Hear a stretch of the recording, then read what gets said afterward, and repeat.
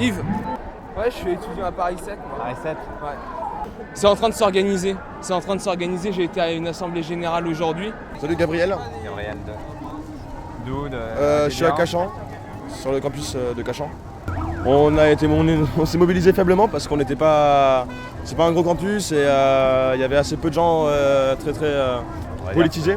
Là, l'objectif du mouvement, c'est dans un premier temps le retrait total de la loi travail, mais il faut absolument que le mouvement il tienne au-delà de ça et qu'il arrive à exiger une hausse de salaire, des interdictions de licenciement, une baisse du temps de travail ou des.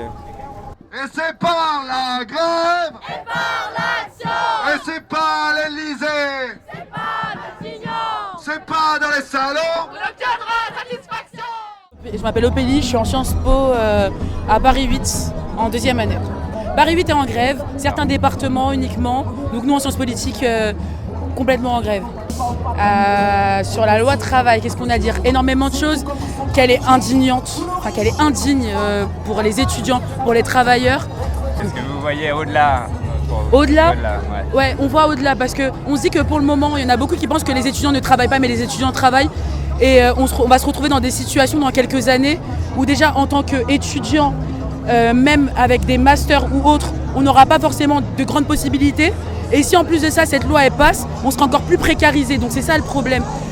Quand j'entends des politiques dire que les étudiants ne travaillent pas, c'est faux. Il y a beaucoup d'étudiants dans ma classe qui sont salariés, qui travaillent énormément d'heures, voire plus de 35 heures par semaine.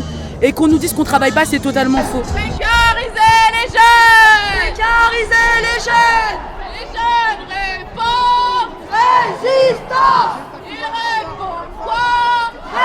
J'essaye d'aller vers les lycéens, vers les cheminots. Donc du coup, il y a des coordinations.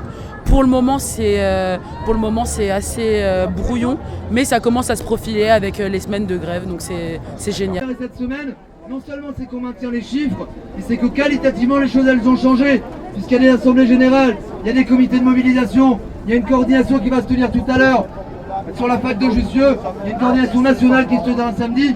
Qualitativement, le mouvement il est en train de prendre, il est en train de se développer. Donc ce qu'on doit proposer à mon avis, c'est dire qu'on se retrouve dans la rue le 22, dans la rue le 24, que nous à l'échelle de nos facs on fait tout pour massifier, parce que aujourd'hui on est plusieurs centaines en assemblée générale, il faut qu'on arrive à être des milliers, il faut qu'on arrive à ce que les 80% qui sont contre la loi El Khomri, ils commencent à comprendre, il ne suffit pas de cliquer sur internet, il faut aussi se regrouper, discuter dans l'assemblée générale, prendre la rue, donc on essaye de construire ça pour aller vers quoi? Pour aller vers l'objectif qu'on doit se donner tous, c'est la grève générale.